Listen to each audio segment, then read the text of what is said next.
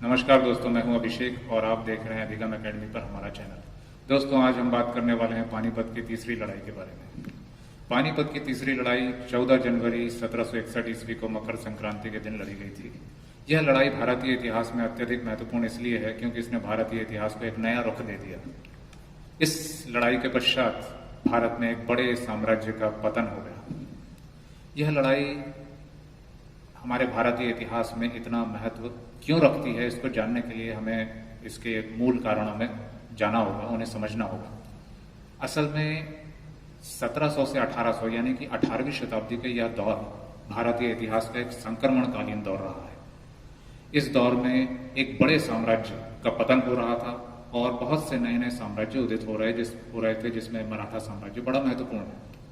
1526 ईस्वी में काबुल के शासक बाबर ने पानीपत की पहली लड़ाई के पश्चात देश में, भारत में मुगल साम्राज्य की स्थापना की।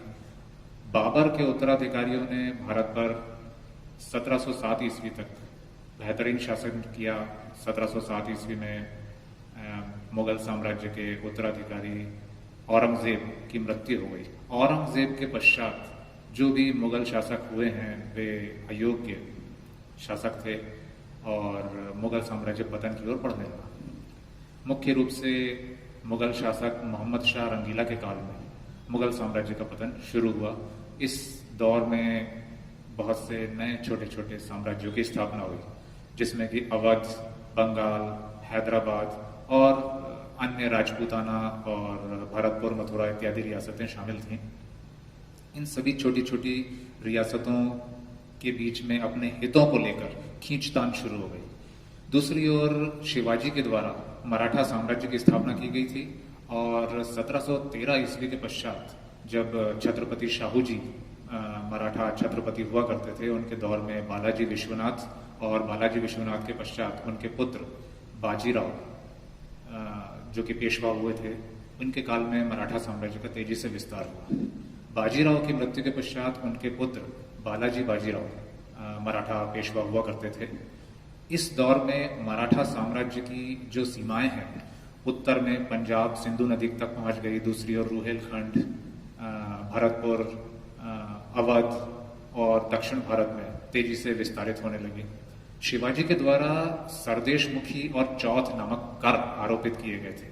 शिवाजी के द्वारा लगाए गए इन करों को मराठा साम्राज्य ने दूसरी जो रियासतें थी उन क्षेत्रों में से भी वसूलना शुरू कर दिया और वहां पर प्रशासनिक हस्तक्षेप शुरू कर दिया, जिससे कि दूसरे जो छोटी रियासतें थी जो कि मुगल साम्राज्य के पतन के साथ ही उदित होना शुरू हुई थी, उन्हें मराठों से खतरा उत्पन्न होने लगा और वे अपने आप को असुरक्षित महसूस करने लगे और मराठों से निजात पाने के लिए वे कुछ नई नई युक्तियां खोजने लगे, जिसमें कि जयपुर एक बड़ी रियासत थी। जयपुर के राजा माधव सिंह थे, अवध के नवाब सआदत खां थे, रुहेलखंड के सरदार थे।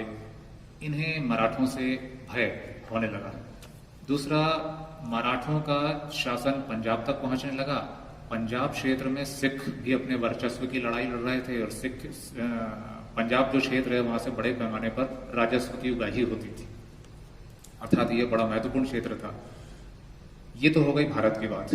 दूसरी तरफ हम बात करते हैं अफगानिस्तान, काबुल वाले क्षेत्र की। तो काबुल वाले क्षेत्र में या काबुल क्षेत्र में एक दुर्रानी जो साम्राज्य की स्थापना हुई थी, उसके उत्तराधिकारी अहमद शाह अब्दाली इस समय हुआ करते थे। अहमद शाह अब्दाली ने भारत पर कई बार आक्रमण किए और भारतीय क्षेत्र में लूटपाट की।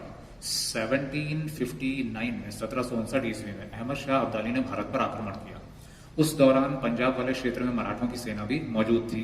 कुछ मराठा सरदारों ने अहमद शाह अब्दाली की सेना को रोकने की कोशिश की, किंतु वे असफल रहे और इस समय अहमद शाह अब्दाली दिल्ली तक पहुंचे। उन्होंने भारत के बड़े क्षेत्र में लूटपाट की और इसमें सिख और अवध के द्वारा भी उनका सहयोग किया गया था। अब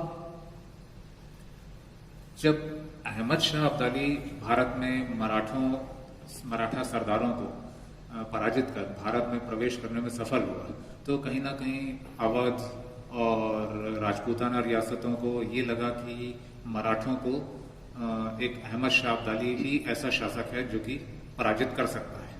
दूसरी ओर जिस समय 1759 में अहमद शाह अब्दाली ने भारत पर आक्रमण किया, उस समय मराठा सेना हैदराबाद में रियासत के खिलाफ एक युद्ध हुआ था, उसे उदगीर की लड़ाई कहा जाता है, उस ओर व्यस्त थी। इस दौरान मराठा सेना सदाशिवराव भाऊ के नेतृत्व में उदगीर के युद्ध में हैदराबाद को पराजित कर रही थी।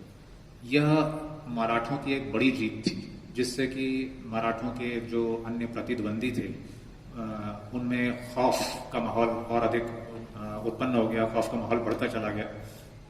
और जब सदाशिवराव भाऊ उदगीर की लड़ाई में व्यस्त थे तो इसका लाभ उठाकर अहमद शाह अब्दाली भारत पर यह अपना छठा आक्रमण करने में सफल रहा। इसके पश्चात मराठा पेशवा जो कि बालाजी बाजीराव हुआ करते थे, उन्होंने फैसला किया कि मराठा सरदार भाऊ सदाशिवराव के नेतृत्व में अहमद शाह अब्दाली को सबक सिखाने के लिए या उसे भारत से खदेड़ने के लिए या मराठा साम्राज्य की रक्षा के लिए मराठा सेना भेजी जाएगी।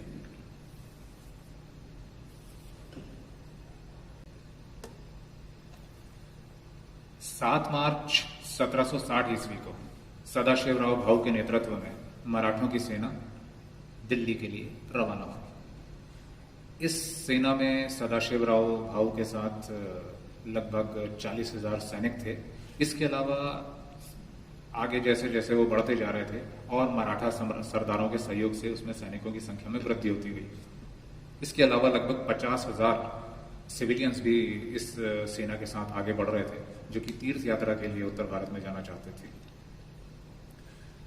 सदाशिवराव भाऊ के साथ सबसे बड़ी समस्या ये थी कि उन्हें लगभग 20 लाख रुपए की जरूरत थी, क्योंकि इतने बड़ी जो सेना थी उसका खर्च, उनके खाने पीने का, रसद का जो आपूर्ति के लिए जो खर्च होना था, उतना पैसा उनके पास था नहीं। वे केवल 6 लाख रुपए लेकर चले थे। उन्हें उम्मीद थी कि बीच बीच में जो मराठा सरदार हैं और उनके जो कलेक्टर्स हैं उनसे उनको सहयोग मिल जाएगा। अब उन्होंने 7 मार्च 1760 ईस्वी को उत्तर भारत की ओर बढ़ना शुरू किया। एक दिन में वे लगभग 10-12 मील की यात्रा करते थे। बड़ी सेना लेकर के चल रहे थे, जिसमें कि बड़े भारी हथियार भी इसमें शामिल थे। और उन्हें दिल्ली तक पहुंचते पहुंचते लगभग अक्टूबर माह लग गया। वे चंबल नदी को क्रॉस करके और भरतपुर मथुरा तक पहुंचे। और भरतपुर के जो शासक थे उन्होंने मराठों को वहां पर ठहरने के लिए कहा। अब भाऊ सदाशिवराव के साथ सबसे बड़ी समस्या ये थी कि वे गुरिल्ला पद्धति के एक्सपर्ट थे या विशेषज्ञ थे, लेकिन गुरिल्ला पद्धति दक्षिण भारत में लागू की जा सकती थी। किंतु सबसे बड़ी समस्या यह थी कि नर्मदा नदी की घाटी के पश्चात उत्तर भारत के मैदान की शुरुआत हो जाती है और मैदानी क्षेत्र में गुरिल्ला पद्धति लागू करना बड़ा मुश्किल था। तो यहाँ पर इतिहासकारों का यह मानना है कि मराठा सरदारों में और भी मराठा सरदार ऐसे थे जो कि उत्तर भारत में लड़ाई लड़ने की या युद्ध की विशेषता रखते थे। यहाँ पर बालाजी बाजीराव का भाऊ सदाशिवराव के नेतृत्व में सेना भेजना कुछ उचित प्रतीत नहीं होता। खैर, मराठा सेना आगे बढ़ी और वह दिल्ली तक पहुंची। दिल्ली तक पहुंचते पहुंचते आर्थिक समस्या से जूझती हुई इस फौज के सामने भुखमरी जैसी समस्या उत्पन्न हो गई। भाऊ सदाशिवराव के अनुसार उनकी सेना लगातार उपवास रख रही थी और सैनिकों की हालत खराब होती जा रही थी। यहाँ पर मुगल सम्राट शाह आलम द्वितीय, जो कि लाल किले में उनके दीवाने खास में एक चांदी की चादर लटकी हुई थी, वो उन्होंने उतरवा ली और जैसे तैसे अपने सेना के भरण पोषण की व्यवस्था की।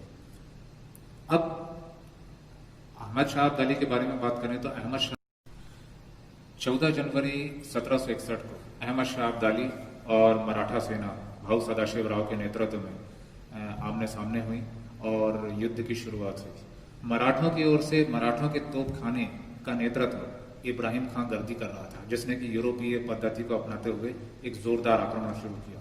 मराठे कहीं ना कहीं अहमद शाह अब्दाली की सेना पर हावी हुए चले जा रहे थे। मराठों की सेना में बालाजी बाजीराव के एक अल्पायु पुत्र विश्वासराव भी शामिल थे। लड़ाई अपने चरम पर थी। दोपहर के लगभग 1 बज रहे थे, तभी अचानक घोड़े पर बैठे विश्वासराव को गोली लग गई। जैसे ही सदाशिवराव भाऊ को गोली लगने की खबर मिली, वैसे ही वे अपने हाथी से उतरकर उन्हें देखने के लिए चले गए, जिससे मराठा सेना असमंजस में पड़ गई कि भाऊ सदाशिवराव अचानक कहाँ चले गए। सेना के कमांडर के दिखाई न देने के कारण वे सेना में अफरा तफरी मचती चली गई। दूसरी ओर इस युद्ध में अफगानों ने इसका फायदा उठाया और वे मराठों पर हावी होने लगे। दूसरी ओर मल्हार राव होलकर, जो कि इस युद्ध में घबराकर सेना युद्ध को छोड़ करके भाग खड़े हुए, यह बड़ा दुर्भाग्यपूर्ण हुआ। और इसके पश्चात अहमद शाह अब्दाली की सेना भाऊ सदाशिवराव की अनुपस्थिति का फायदा उठाकर मराठों पर हावी हो गई और मराठों को एक करारी शिकस्त मिली। इस युद्ध में भाऊ सदाशिवराव की भी मृत्यु हो गई। लगभग 2 माह के बाद उनका शव बरामद किया जा सका या प्राप्त किया जा सका, उसकी खोज की जा सकी। और इस लड़ाई के पश्चात अहमद शाह अब्दाली ने दिल्ली और उत्तर भारत में भयानक लूटपाट की। और दोस्तों, इसके साथ ही जो मराठा पेशवा थे बालाजी बाजीराव, वे अवसाद में आ गए और अवसाद के कारण कुछ ही दिनों के पश्चात उनकी भी मृत्यु हो गई। और मराठा जो साम्राज्य था, जो मराठा संघ था, वो अपने पतन की ओर बढ़ चला। इसीलिए यह लड़ाई भारतीय इतिहास में अत्यधिक महत्वपूर्ण है, जिसने एक बड़े साम्राज्य का पतन कर दिया। आगे और इसी प्रकार के ज्ञानवर्धक वीडियो के साथ हम आपसे मुखातिब होते रहेंगे। आज के लिए मुझे आज्ञा दीजिए। नमस्कार।